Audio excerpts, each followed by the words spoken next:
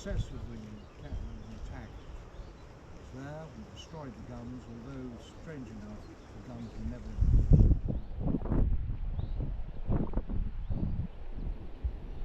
Now, one of the things that happened on the attack,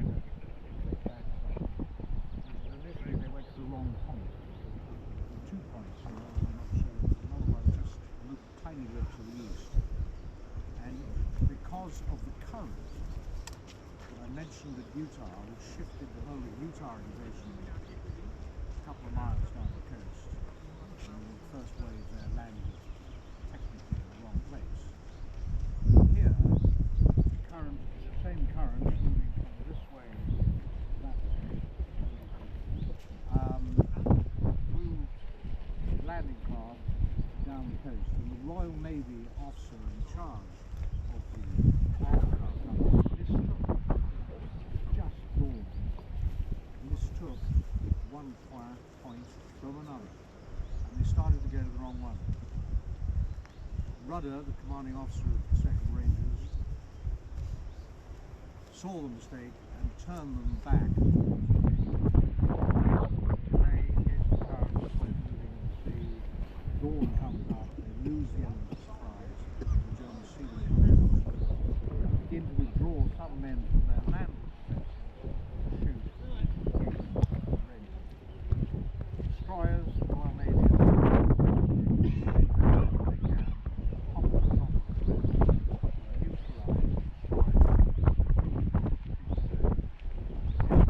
climbing the cliff, and the initial penetration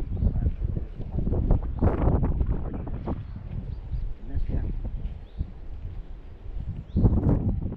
So there was a delay, they lost the element of surprise, but they succeeded. This battle great battle on the ring. There were 2 waves of them, and then I can stop talking and move around. There were 2 waves. One under Colonel Rudder, who succeeded in taking the battery. The second wave was waiting on ships here for a signal to come in. Their orders were that if they didn't get the signal by 8:30, they were to leave Rudder.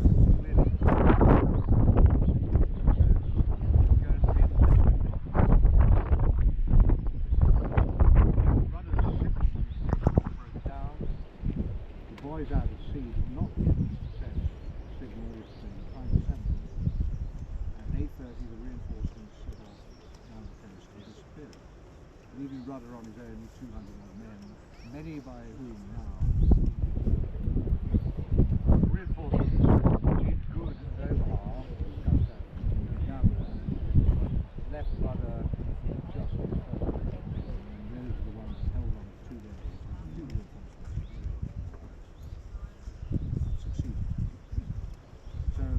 Fog of war, all the best plans, as ex-soldiers among you will know, go to rats fairly rapidly when reality hits, and to some degree that occurred here as well, that loss of the reinforcements.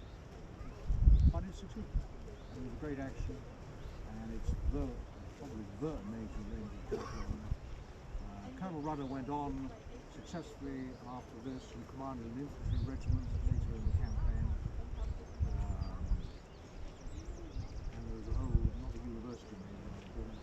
Texas A&M. It's Texas A&M. Texas A&M. Texas A&M. He was the president. Where he was the president.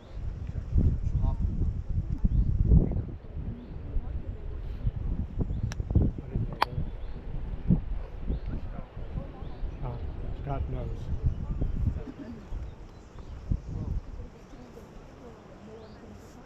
James L. Rudder was a Texan born in a small Texan town. High school football coach before the war. He joined the reserves before World War II and had volunteered for special forces duty after 1942. 1942, the British Canadians launched an attack against the German-held coastal port of Dieppe, where we trial our commanders, and there are 50 American observers there, along the American equivalent, which are called Rangers. And they're led by a man called Major Colonel Darby, who lobbies the US government that they should raise the equivalent command battalions, which the Americans call Rangers, Teddy Roosevelt's Rangers, so well in the Spanish-American War, turn of the 20th century. So there are 5 battalions of Rangers for or the equivalent of commando battalions of the British forces. 3 are sent to the Mediterranean, 1st, 3rd and 4th, and they're captured at Anzio. The remaining 2 battalions are here at Normandy, the 2nd and the 5th, and it's the 2nd battalion that fight at the Point du Hoc, or 2 companies of the 2nd battalion, under command Rudder, who is now Lieutenant Colonel in charge of this Ranger battalion, but also the 5th as well, because they've been formed into a provisional Rangers group, which Rudder is commanding. So he's come a long way from a volunteer reservist who signs up at the beginning of the war to commanding 2 battalions of Rangers and leads them very well here. They're training in the United Kingdom involves scrambling up the cliffs, and as James has so well illustrated, there's a lot of innovation here, and I talked about innovation yesterday. Here they come up with the idea of borrowing turntable ladders from the London Fire Brigade to help them scramble up the cliffs, and indeed what they do is they weld machine guns to the top of these turntable ladders, which when fully extended go up 150 feet. And what you want is suppressive fire on the German defenders at Point du Hoc. So there are 2 ducks, those amphibious craft, which loiter offshore. The turntable ladders go up, and then you've got to pick some very brave, intrepid individual who's going to climb to the top and put down suppressive fire on the German defenders, which is wonderful in theory. Now imagine what the sea conditions were like then and will be like today. So your duck, your craft is going to do this. If you are at the top of a pendulum with 2 machine guns, the German defender is going to get a brief glimpse of someone at the top of the ladder with machine guns going as he disappears, and if he's not ceasing, will then reappear a few seconds later. And I'm not sure whether the German defender is going to die of laughter or shock at the sign of the poor 2 individuals back with machine guns. But that's the solution they come up with, and they do provide some impressive fire support. Because of the weather, the other innovation they've come up with is to use mortars, but instead of putting a mortar bomb in, you put a charge, and on top of that some rope and a grappling iron. And you can fire the grappling iron, and hopefully, like a mortar bomb, it will reach the top of the cliff and lodge in the ground with fire, and the rope you can pull yourself up. But with the sea conditions, the wet gets in the rope and it increases in weight, so when they fire the grappling irons from the base of the cliffs, the sort of rope goes whoop, whoop. Wily Coyote. Not in every case does it work. So this is a challenge where technology doesn't quite deliver what they hope. And part of the reason why the success signal doesn't reach Omaha Beach and the Rangers waiting to reinforce rudder is because the damp has not only affected the grappling irons and the ropes, but also the radios as well. And when the craft first hit the wrong point, Point de la Percée as it's called, they correct the error very quickly, but what you find is the procession of landing craft and ducks then move along the coast to get to the Point du Hoc here, and of course the Germans are now fully aware and awake. Aha! So they're going. So they follow the landing craft, firing down from the cliffs and hurling hand grenades as the Rangers move along the coast out at sea and then come into land. So the Germans are sort of fully aware of what's going on, but Rudder and his men fight their way up the cliffs, and actually most of their casualties, they get to the top of the cliffs with remarkably few casualties, and it's the then successive fighting on the position against several German counterattacks over the next 2 days where they incur most of their casualties. There's 228 of them land here, and there are 75% of them who are killed or wounded by the time they're relieved. At the end of the day, Rudder is awarded a Distinguished Service Cross, and I've always wondered about this, because here he is, he's presented with a plan that has an operational impact on the success or failure of both Omaha and Utah.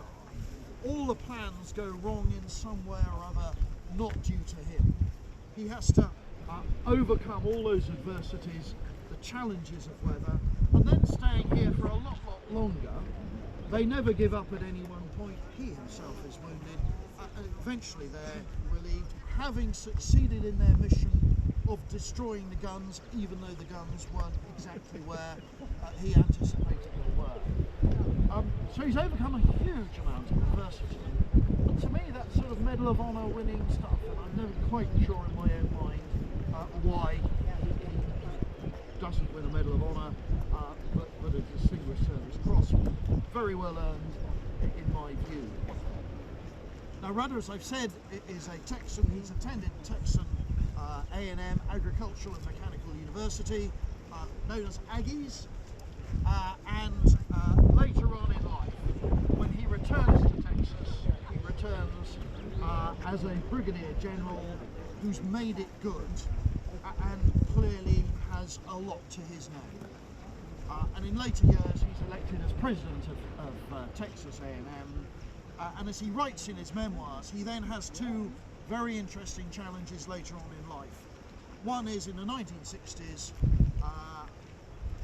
membership of the cadet force was compulsory at Texas A&M, and he says, no, we need to go into the later stage of the 20th century, this should be voluntary. And that's very, very unpopular and resisted by a lot of his colleagues. But in making it voluntary, he makes it stronger and better. And this becomes the model for all other university campuses that aren't specifically military. He then steers women into Texas A&M, which has never happened before, and again the old guard don't like that. And then finally he integrates the black community into Texas A&M. And in his memoirs he said that was a stronger fight for him than overcoming the Germans.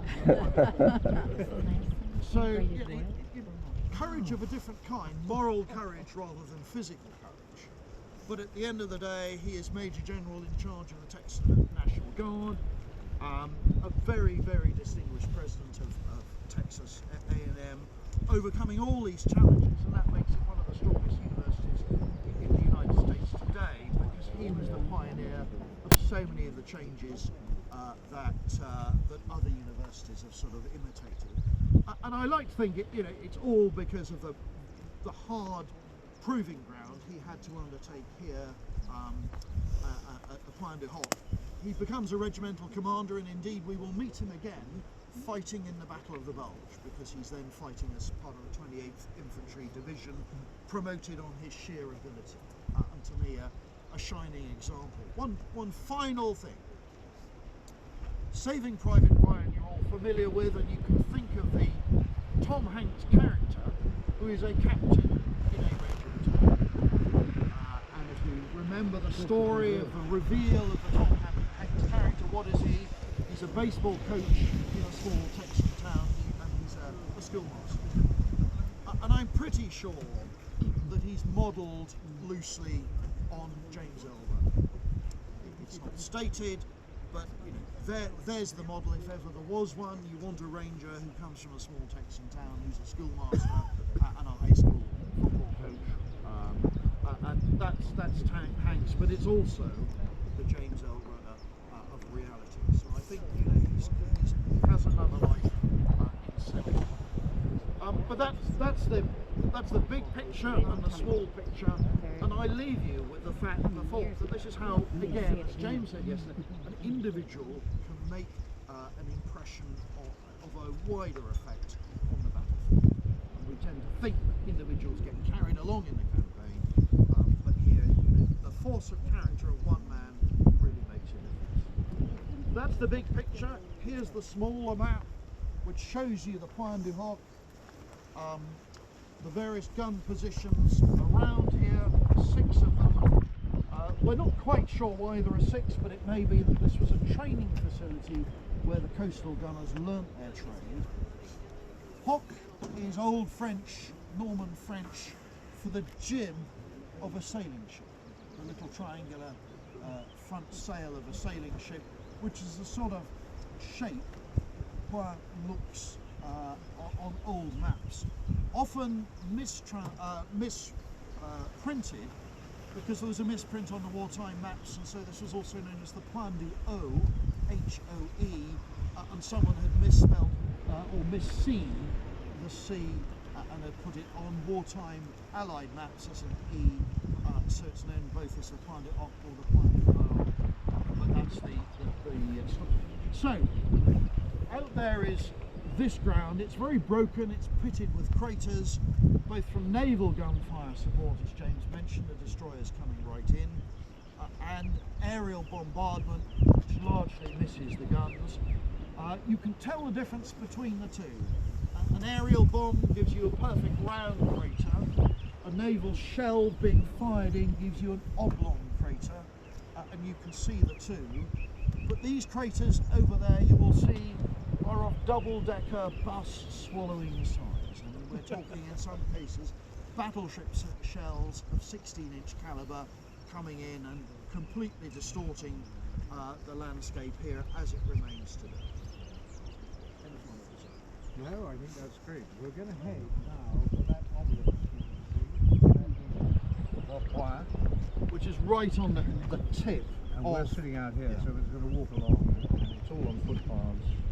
So we'll walk along and just have a look at the ground as we walk along. We'll stop them at the top of the cliff, and you can see where they climbed. What about Derby? Derby, it stays in the Mediterranean, and when he loses his 3 Ranger battalions who are captured at Anzio, is a broken man. And it takes him a long time to recover. And there is an antipathy towards Rangers in the Mediterranean theatre, and they're not they are. So the other 2 battalions, which never went to the Mediterranean, stay here in the Northwest European campaign and do very, very good work. Derby never quite recovers from that. And the Rangers have a blip. They have to reinvent themselves and their utility, and it's really this that they refer back to.